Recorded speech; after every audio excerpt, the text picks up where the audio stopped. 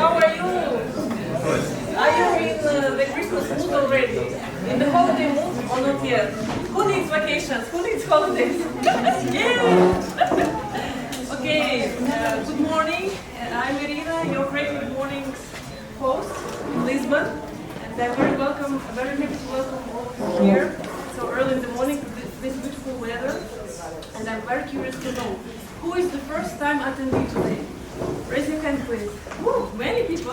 Yeah, thank you so much for putting your trust into Creative Mornings Lisbon. So, let me remind you what Creative Mornings is.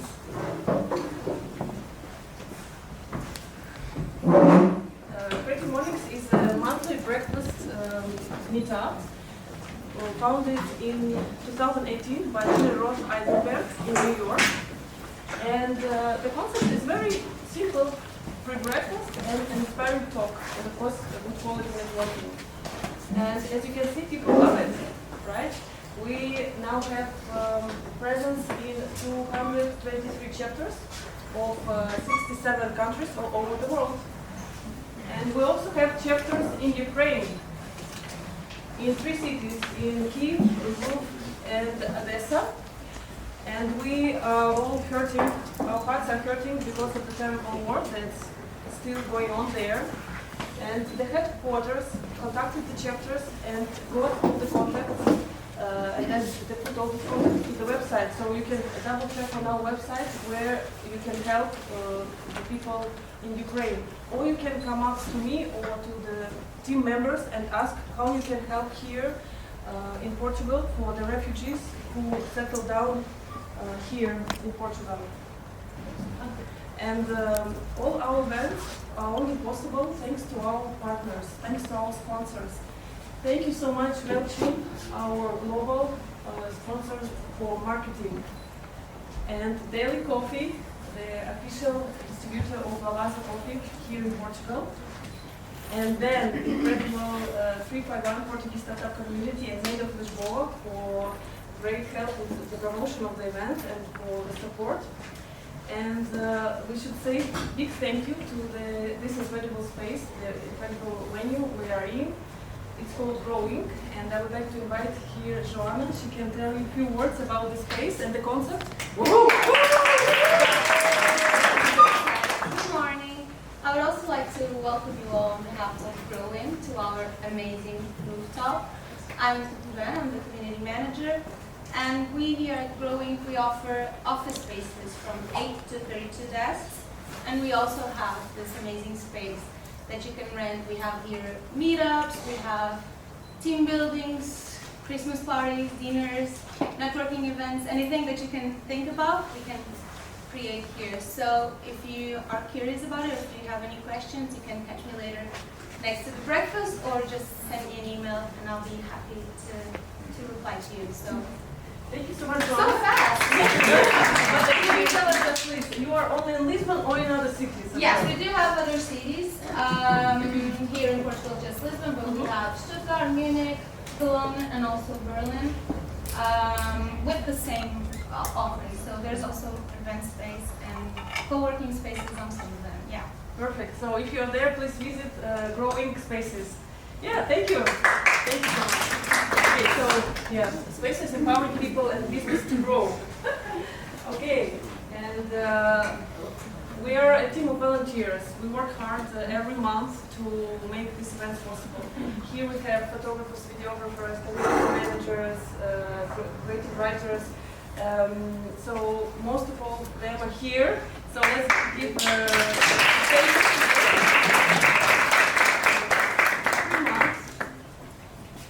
all 223 chapters are linked together, are connected together by one global theme. This month's theme is truth. And we have an incredible speaker who will explore this topic today. And guess what name the speaker has? Truth, right? Please, Truth, welcome here.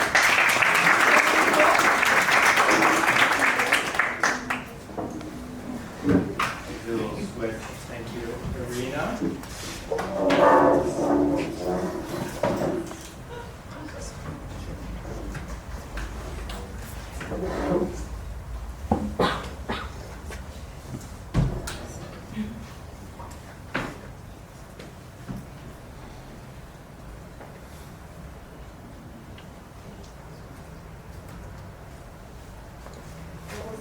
This takes a minute, apparently.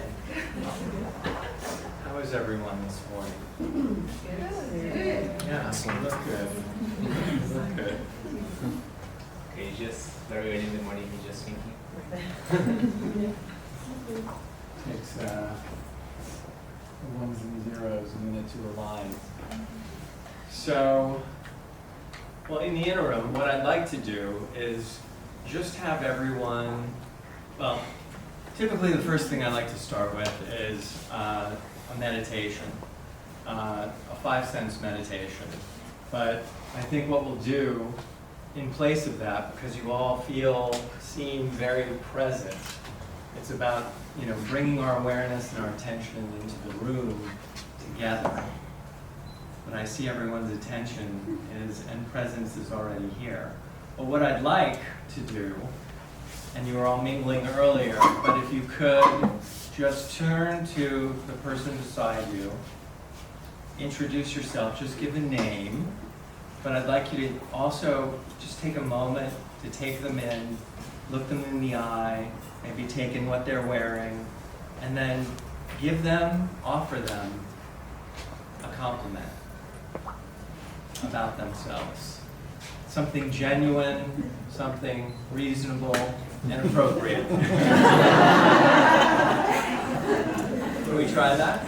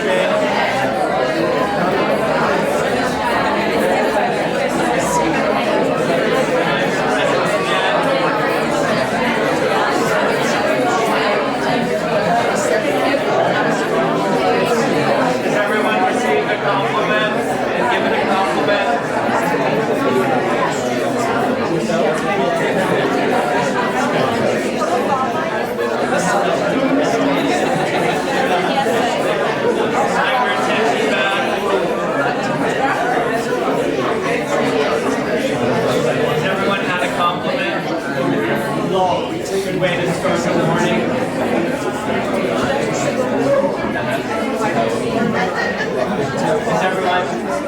Has everyone had a compliment? Great sweater. I like the charm at the bottom of your necklace there. There must be a story around that. A lovely red heart on the lapel.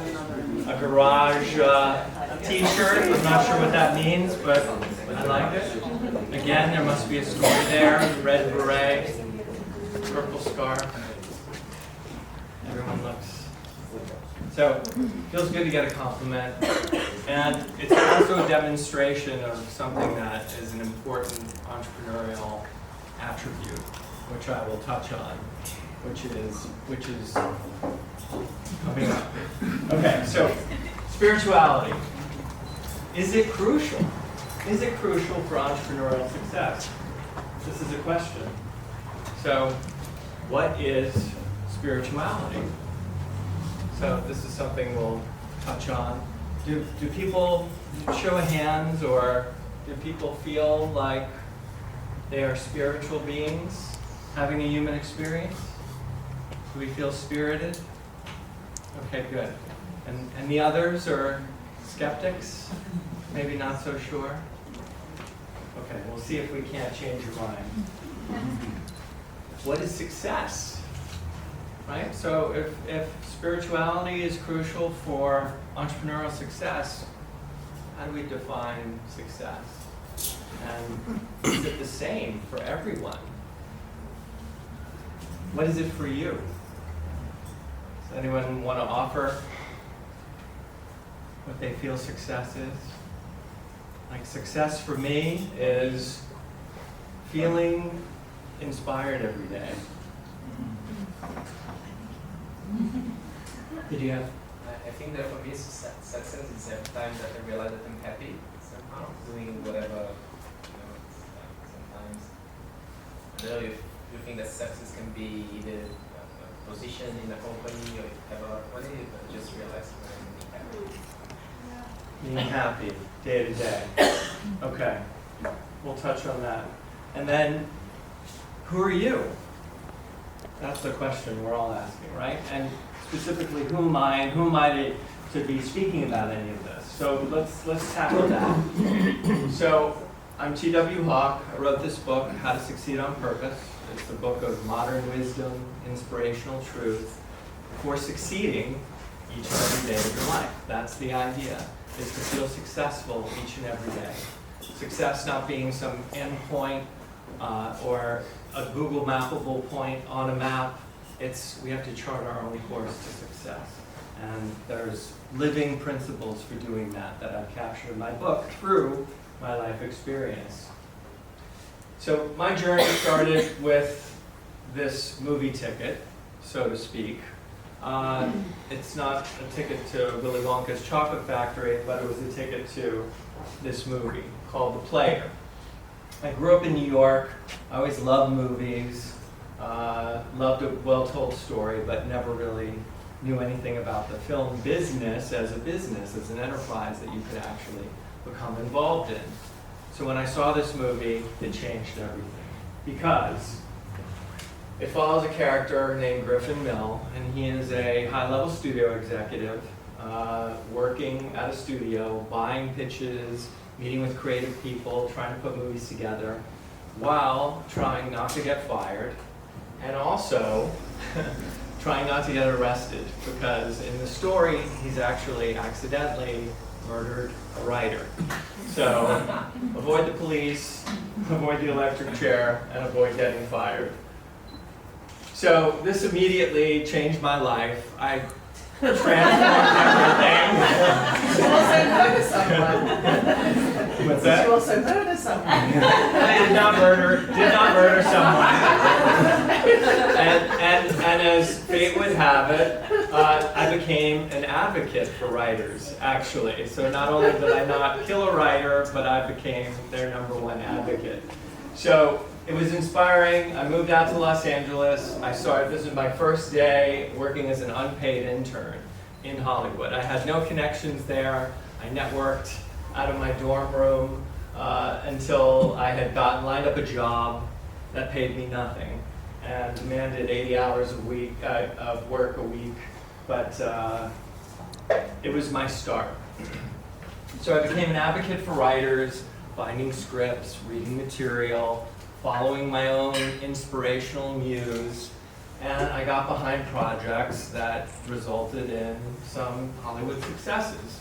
My first one was a project called Rounders, which I read. It's about the underground poker world in New York City, and at the time I read it, and I was working out of my apartment in Hollywood. I sold one project before, but knew I had the wherewithal to make something happen, but hadn't really done it. And I read the script, and I told the writers, I'll make you guys $1 million this year. Of course, never having done it. I took the script to every agency in town. They all passed. They said it's too small, it's too independent, it'll never sell. So I took it out myself to the marketplace. And then I sold it in March, and we were on the set with Matt Damon, Edward Norton, John Turturro, John Malkovich that November. And that was Rounders. Soon to follow, 10 Things I Hate About You, which I also produced. Those writers became A-list talent that I managed, and they went on to write movies like Legally Blonde, and She's the Man, and The Ugly Truth, and The House Bunny, Whip It is another project that I got behind and put together, Lisbon then, and many, many more. So this became kind of a waterfall of good vibrations, and led to deals in television. I was working in comic books, in publishing, all across media. Of course, people were interested in interviewing me about working with Heath Ledger, or thoughts that I had on what I call the new Hollywood and creating content in the mediaverse. So I was on panels at film schools.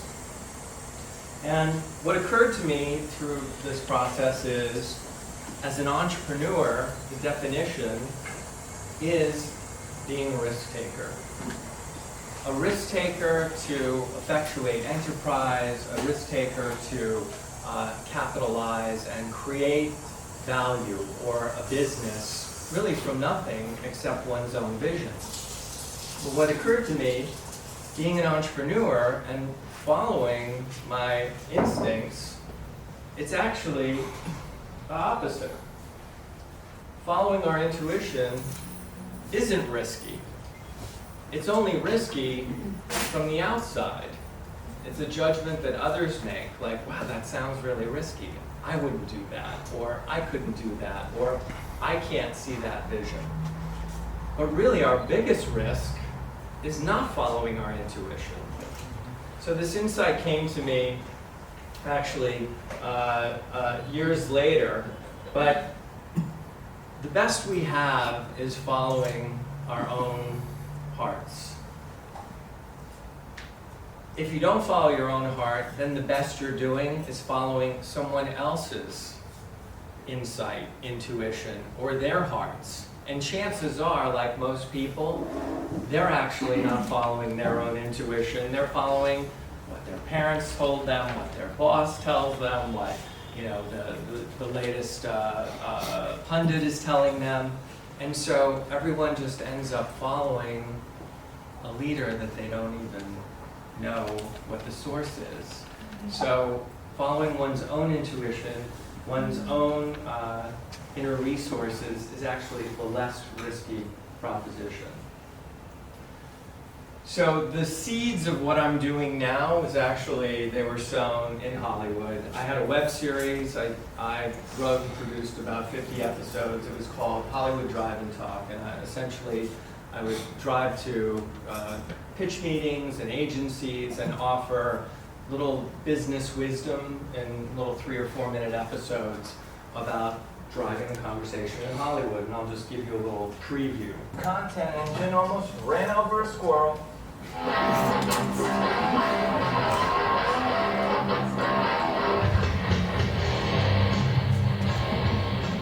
Missed them.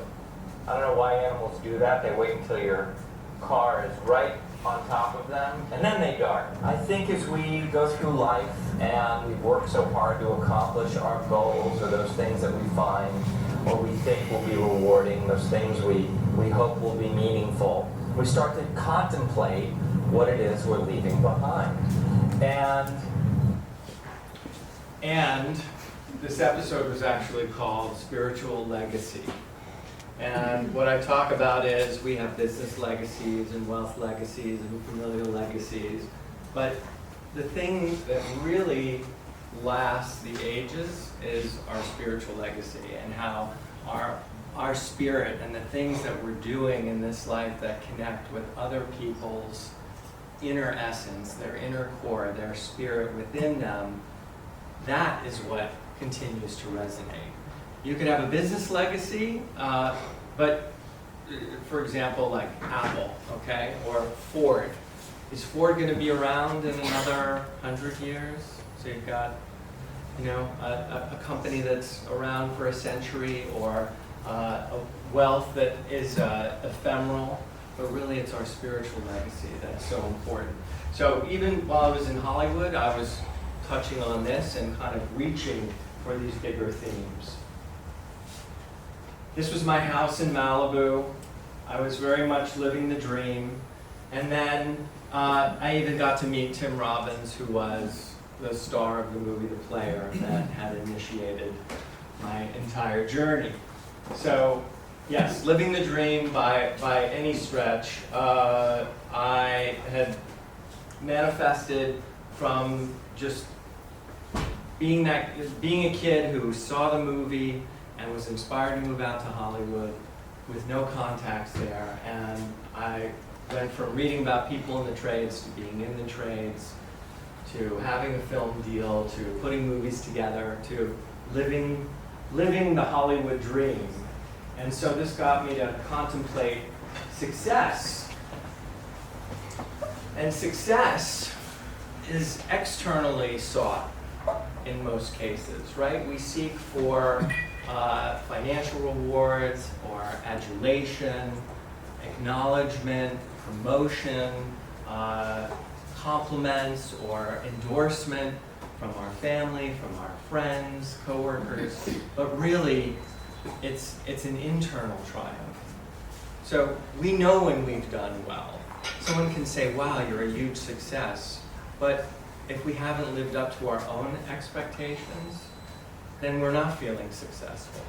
So no matter what the trappings are on the outside, success is an internal triumph, not an external one. Creating value for others. So here's a definition of success. Creating value for others while doing what makes us feel inherently valuable, right? So it's something that's externally expressed, but we feel it, again, internally within us. And we are creating value for someone else, but in the actual act of doing it, we're feeling inherently valuable. Success is the feeling along the journey. And the reason I bring this up is I was living the dream. I was feeling valuable for a time. I, was getting external validation and was feeling somewhat triumphant throughout the process. But then I reached a point where there was just something missing. There was a lack of significance, a lack of meaning, a lack of something to really sink my teeth into going forward. And so I continued along the road as life takes us, and this particular road led me to, this is Highway 1, or Pacific Coast Highway, and it took me to Big Sur, California. So I moved away from Hollywood and away from Malibu, and I moved into nature, where I spent time communing with animals, meditating, taking photographs of things like rainbows and clouds and sunsets and turkey vultures. I lived on a ranch with a community. It's a beautiful 500-acre ranch on the coast of Big Sur. So I went from that epic screenings and movie theaters of Hollywood to the real theater of Mother Nature, which was awe-inspiring. I spent time with the redwoods. I created a little mini video series called Moment of Truth, where I would share inspiration and insight. You can see the redwoods inspired me multiple times, standing in front and within and around these creatures who are some of the oldest creatures on the planet, sharing their wisdom. And this was a period of tremendous transformation for me. I also engaged in different spiritual practices. I sweated with Esalen tribal elders, Native American elders in a sweat lodge. I danced 5 rhythms practice. I became a Tai Chi and Qigong practice leader, and really spent time reconnecting with myself. Also resulted in the book. This is the original manuscript that got fine-tuned into the book that's over here, How to Succeed on Purpose. It was just recently published in Russian, so if any of you speak Russian, you can get a copy in Russian. Please let me know how it translates. Same. The same. So, spirituality. What is it? And I'll just offer up some of my definitions, and then I'd love to hear from you if you feel differently or you have your own insight. But it's really about connecting to something greater than ourselves. Connecting to something greater than ourselves. So that sense of awe or inspiration, or if we're creative, I mean, we're all creative beings, but if you work creatively as a writer, as an artist, as a designer, we've all had that experience of flow. A musician, for example, where it's almost like the universe is playing through you, right? You're just a vessel for the creativity that's coming in that wants to uniquely express itself through you. So something that connects us to something greater than ourselves. The other thing I learned on the journey is that leaps of faith are rewarded. So when I started having misgivings about working in Hollywood and that it wasn't completely fulfilling, I knew that something wasn't working. I just didn't know what would work. So I had a mantra that kept coming up over the last couple of years there, like, this is not working for me, this is not working for me. It used to work for me, it was working great, it should be working, what's wrong with me? But I didn't know what the answer was. I didn't know where to look. I didn't know what my new community or sense of place would be, but I took a leap of faith, and it was tremendously rewarded and continues to be even now. Trusting in the universe. I'll touch on trust in a minute, but this idea that the universe has our back, right? That taking the leap, the universe rewards us for giving us its trust, actually. It doesn't coax you to trust it and then drop you on your head. It didn't bring you this far to drop you on your head. It really wants you to believe in its divine forces of support. The universe itself it's infinitely creative. It has unlimited organizing power to deliver our optimal result in the most efficient manner possible. So when we know what we want, even when it starts as a sense of lacking and a desire like, I'm not sure what it is that I need, but I know I need more than this, or I need something different than this, the universe goes to work. It's infinitely creative. It can organize everything instantly, simultaneously, without any effort. It's not going to waste time. It's going to give you its most efficient path. Even if it doesn't feel efficient for us, it's the most efficient path, because the universe has the entire universe to run. So it's not going to waste time throwing up obstacles and playing around and beating around the bush. It's going to direct you in unexpected ways to your optimal result. And what's your optimal result? It's beyond what our human imagination can conjure even. So we may have the perfect version of our life partner, or the perfect house that we want to live in, or the perfect attributes, for what we want to see. But really, the universe has something probably even more optimal in mind that comes in an unexpected package. So our role in that is to not be what I call a this tyrant, where we're saying, it's this job, it's this deal, it's this project, it's this person, it's this opportunity. When really, the universe is far more creative than we are, even though we are creative. And so it can conjure things beyond our wildest imaginings if we have the present instant. We're just a wisp of consciousness having an ephemeral experience. So just like the house that can feel so substantial and robust, and you have all these memories in it, and then it's just dust. It's gone. And so what do you hold on to? What do you have? Only the love that you created, the memories you created, and that's what you take with you, because you can't take anything else with you.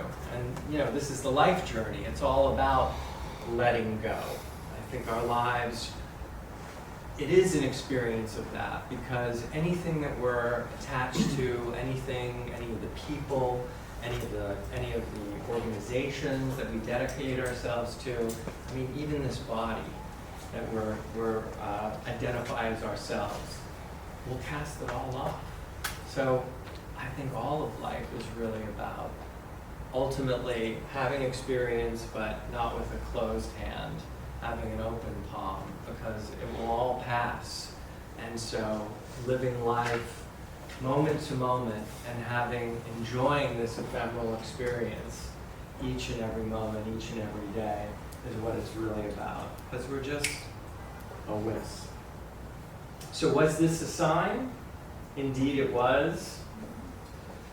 A sign of new beginnings, not endings. I mean, endings are really beginnings. So I moved to Amsterdam, and again, wonderful unfoldings happened. Just like the Big Sur experience set me up to have this communing with nature, communing with community, creating the book that I wanted to now share with the world. And so I was doing that in bookstores, on panels, speaking engagements, entrepreneurial conferences. But as fate would have it, just like everyone else, experiencing, you know, the unmentionable year and a half or two of lockdown, all those things got swept away. So again, what had been working and was incredible and magical and rewarding was no more. And so I found myself having to go within again and reflect, I think, as many of us did during this period, and really ask ourselves, okay, what am I doing here, specifically in this location? What is my purpose? And that led me ultimately to move the energy and to seek for more experience and connection and sunshine and warm weather. And so that brought me to beautiful Lisbon, where again, the magic continued to unfold. I mean, out of nowhere. So I came here last September with 2 suitcases, no connections, no place to stay, and just an inkling that Lisbon was it. I had that feeling prior when I went to Big Sur and felt like this is really the place for me. Amsterdam, okay, this is the place for me. This is where I'm going to really decamp for the long term. Nope. Lisbon is the spot for me. So I showed up with my suitcases. I bounced around in various hotels. I started to meet people, build community, build friendships. And then before I knew it, I was actually became a person of Lisbon. If you know this fantastic series, there are a few of us here today. But the through line is people who live in Lisbon, but it's designers, creators, writers, all Lisboetas. And it can be expats, it can be locals. And yeah, Stephen O'Regan picks each of the people of Lisbon and then does a video portrait of them, and then they publish an article in Amensagem, which is a publication here. But how did that happen? Serendipity. It's like these amazing, magical unfoldings. So ultimately, is spirituality essential to our success? Well, if we look at spirituality as personal development, which I do, or developing ourselves, personal development really is business development. So working with entrepreneurs or business leaders, whatever's going wrong in the business is actually something they need to solve within themselves, within their own lives, right? So as we develop our skills as individuals, as we develop ourselves, as we develop the various intuition, the trust, the ability to communicate and connect with people, well, that enhances our business. So personal development, as you're spending time developing yourself, you're actually really developing your business, because your business is an extension of you. You have to grow deep to grow up. Again, this is the deepening of oneself. It's like a tree putting roots down. The deeper the roots, the higher the tree can reach. So, same kind of thing. We can put roots down in a community, we can put roots down in our business organization, if we're working for a company, but putting down personal roots and reaching into the depths of like who we are and getting to know ourselves allows us to really grow up. The extension of this is that in order to connect with others, we can't really do that unless and until we connect with ourselves. So this was part of the presencing exercise that we did earlier, which is when you're introducing yourself to someone and you're looking at them to try and find and give them a genuine compliment, you really have to be present. You have to be the observer. You have to find something authentic to connect with the other person. And so you're also in awareness of yourself and how their presence is affecting you. So I'll get to this in a second, but this is one of what I think of as spiritual precepts. But really, the answer is within you, whether you feel like these are spiritual truths. Okay, power trait number 1. Something every entrepreneur must offer. This was our practice earlier, presence. This is the most powerful gift you can give anyone. It makes a tremendous difference in anyone's day, in anyone's life. If you can just sit with someone and just give them your undivided, full attention, your presence, it's an invaluable gift. And it's so rare these days to actually receive that.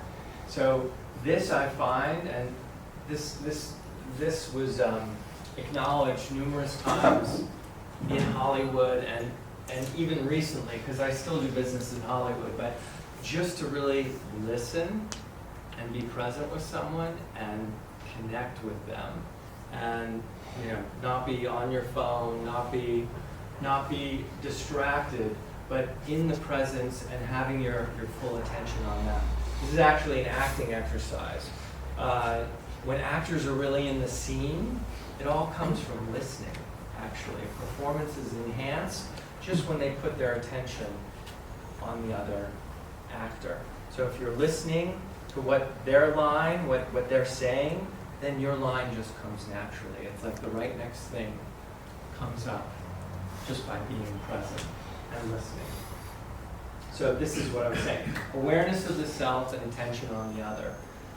This is like the magic formula for life. So if at each and every moment we are in touch with ourselves and how we're feeling, but then also have our attention on the other person. There's an exercise that I lead in other workshops where it's eye gazing. Have you ever done eye gazing? So this is something you can try where you just sit across from someone. I mean, we can do it here if you're willing to do it. But you sit across from someone and you just look into their eyes without speaking, just for a minute. Should we try it? I think we should try it. Yeah? Let's do it. You're a good group. Let's do this right now. Let's do this. Let's do this. So just turn.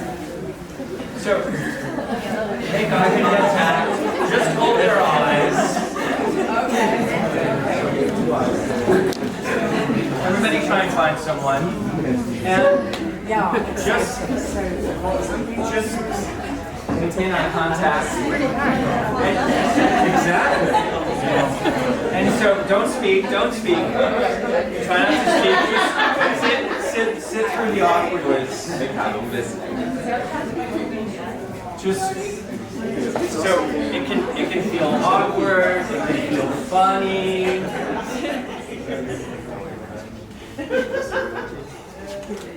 So, but feel into as you're looking at this other face. What is it they're feeling? What is it they're feeling? What are they thinking? And then the reflexive part. How am I feeling? Are they feeling what I'm feeling? Are they connecting with me? And you see it becomes this circular connection that evolves. And it's like these moments. You guys are doing amazing.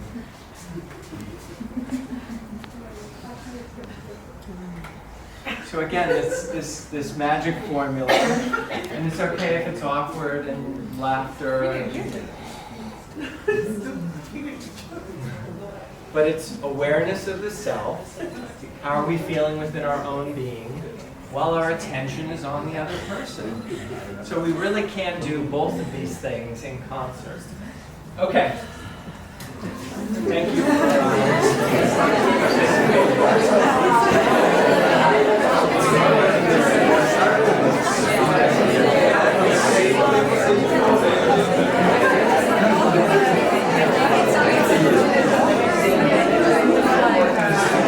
Does anybody want to share their experience? Would anyone like to share? Is that? I see some. Want to share how that was? Susan and I had great eye contact, and after the moment I did feel that circular energy coming out of my crown, like this. And then after this gazing, I shared with Susan that I felt from her this very playful energy. And she said, yes, absolutely. And then she shared to me, I feel like you were searching, and I said, yes. So, that's it. It's a beautiful example. Thank you for sharing that. So, in about a minute, you got that sense of each other with nonverbal communication just by locking eyes, right? And just by allowing whatever arises to arise and acknowledging that, like you're observing it, and your attention's on the other person, and you're observing, what am I feeling? So this is super, super powerful as a human being, and again, by extension, as an entrepreneur. If you can offer this to your clients, customers, colleagues, employees.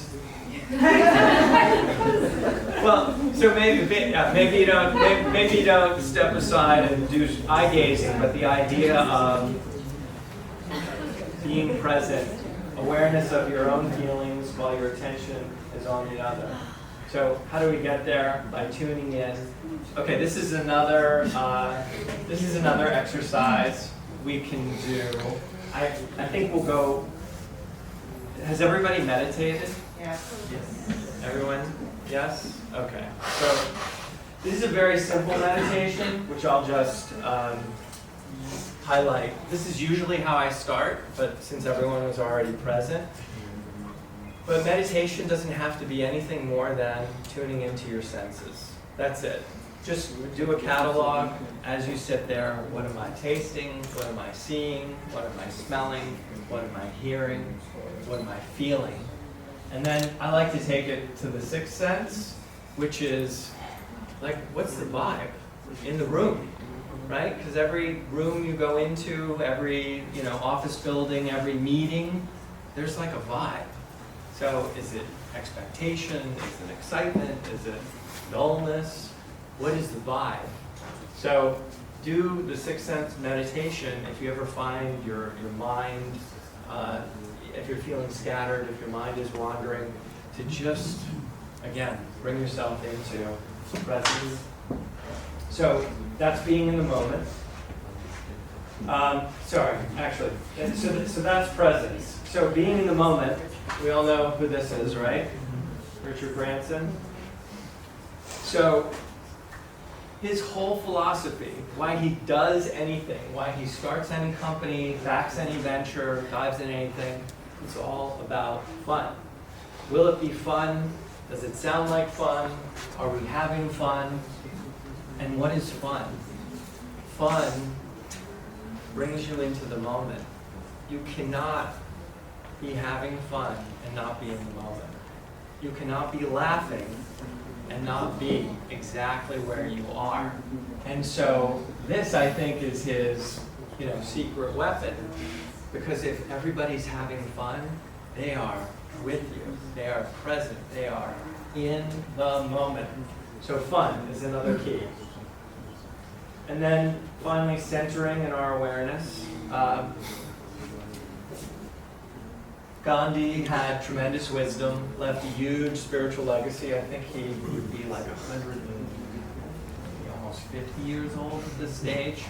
Again, this is what I was talking about, spiritual legacy, really having resonance. So we've all been in that place where we have too much to do, where we've got a million phone calls to return, our to-do list is just pages long, and we also feel scattered. We're not centered.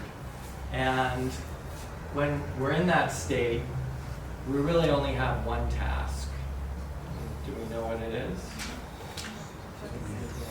Get centered, right? So it's very simple. If we do everything from our center, it will be done well, with quality, with thought. And if we're racing around doing things not from a centered place, we're going to have scattered results. This is another great axiom Gandhi called it happiness. I think of it as success. And it's just very simple. When what you think, what you say, and what you do are in alignment. And the source of much unhappiness is when we're thinking no, we're saying yes, our bodies are doing something different. It's incongruous, it's not in alignment. Or we're thinking no, we say it, but then we do something different. I'm not going there, I'm not doing this, I'm refusing, I'm putting up boundaries, and then you get asked and you cave and you do it. So happiness, success is when what you think, what you say, and what you do are in alignment. Just like the chakras. We want the chakras all in alignment. And if you consistently do things that are misaligned, this is, if you've ever had, problems with your throat or, in other areas of your body, often that shows you energetic misalignment, right? So you have to get things back into alignment. Okay, power trait number 2, something no entrepreneur can do without. Intuition. So, does everybody have a sense of how their intuition speaks to them? Because I think it's probably different for every person, and even for me, it's different at different times. It can be a feeling. It can be a dream. The universe is always communicating with you, right? If you're the universe and you want to get a message across, and our intuition is that connective tissue, how would you reach you? Each person has a unique way that they like to be communicated with. It could be somebody passing you in the street, uttering something, you read something shows up on television, you hear a song on the radio, right? You have a dream about it, or just that intuitive voice that comes to you when you're alone in nature. Entrepreneurs lead from within. Do people know Horton Hears a Who? Yeah, okay, so this is a famous Dr. Seuss children's book about an elephant that hears a tiny little voice, he thinks, on a tiny little flower, and no one else can hear it, so no one else believes him. And there's a whole community of who's that are in trouble and need his help, but he's the only one that hears it. So our inner voice, our intuition is kind of like Horton hearing his who, right? I mean, the Buddhists, they call it the still, quiet voice. It's like, if you think of your inner voice or your intuition as like a best friend, and they're your co-pilot, and they've always got your best interest at heart, but they want to tell you something, and they don't want to tell you on a busy street or in a busy hotel lobby. They want to tell you in a quiet corner somewhere where it's intimate and just the two of you, right? So you've got to get to that place where you can still yourself, still your awareness, so you can hear that still quiet voice within you that could be your intuition speaking to you. Number one reason I think we ignore our inner voice. Anybody want to happen to guess? Has everyone experienced ignoring their inner voice, even though they have? Yeah. Certainly have, right? And people will say, like, well, intuition, I don't know, I may not have that. I don't have that thing. Well, I think we've all had that where everything looks good on paper, it's perfect on paper, but there's just some nagging suspicion we have that it's not going to work out, or the person is the right person, or, I don't know, the job that looks like it's the perfect job, there's just something off, but you can't rationalize what it is. And so you look for validation among family, friends, and they all encourage you to do it because from the outside it looks perfect. And then, you start dating the person, or you go on the trip, or you take the job or the assignment, and then down the road, something goes really haywire, and it ends up being a huge mess, and you're like, I knew it. So what part of you is the I knew it? So that's our intuition. So we ignore our inner voice, I believe, primarily because it speaks in our voice, right? However you speak to yourself, that's how your inner voice talks, because it is you. So it's this deeper part of you, it's a knowing part of you, but very rarely is it the voice of God or the universe. Don't date that person.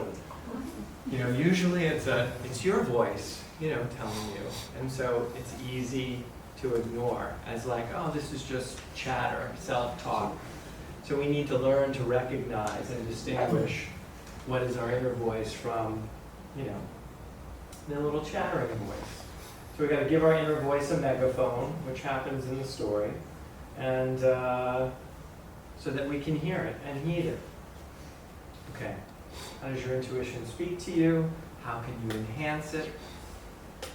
These are skills to cultivate as an entrepreneur.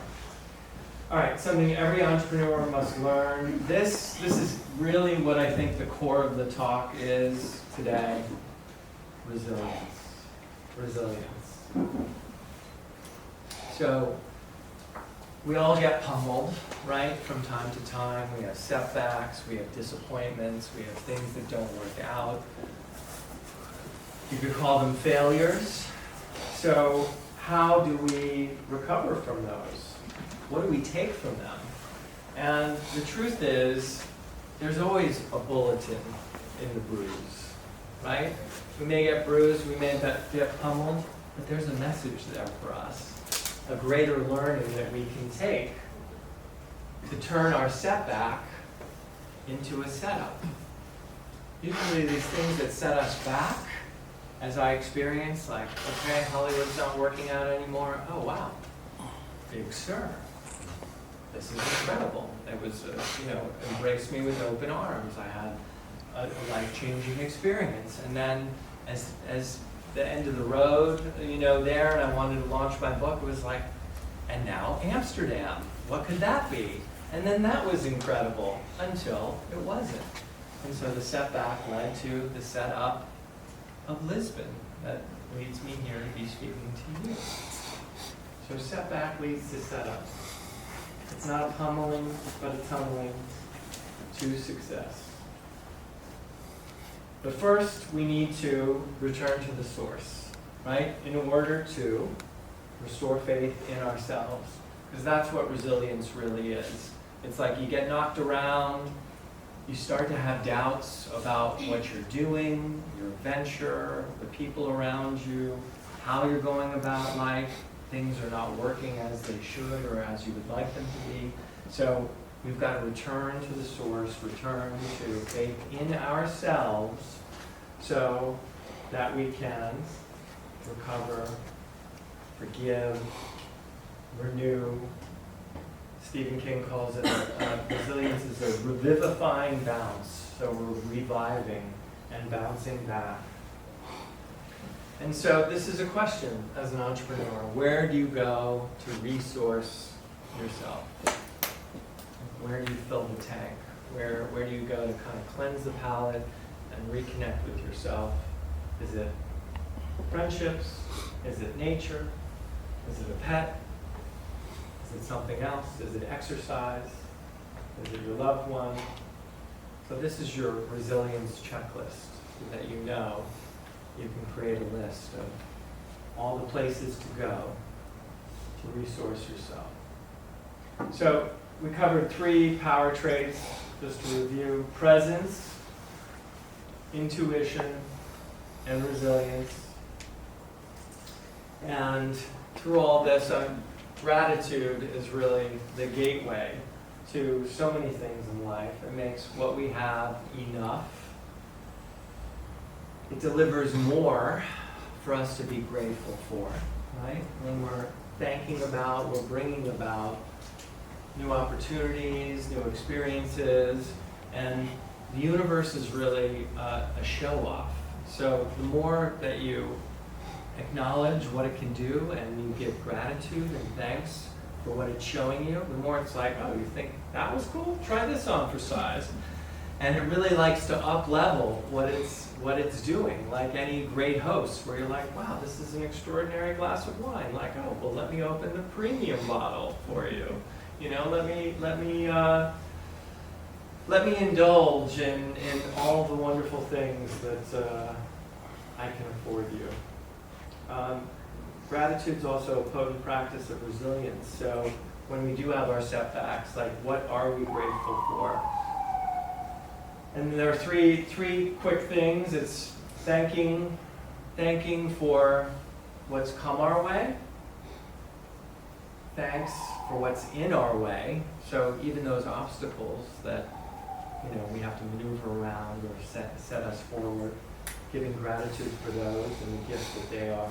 And thanks for what's on the way. So I'll do that right now by thanking you for your presence. This is what's come my way. I'll thank you for challenging me with this topic at breakfast on a Friday morning. So it is a beautiful day. So this, you could say, is in my way or was in my way, but I thank you for this challenge. And then finally, thank you for more opportunities to share and grow with you, either individually or other speaking engagements or whatever else Lisbon might have to offer. So I appreciate it.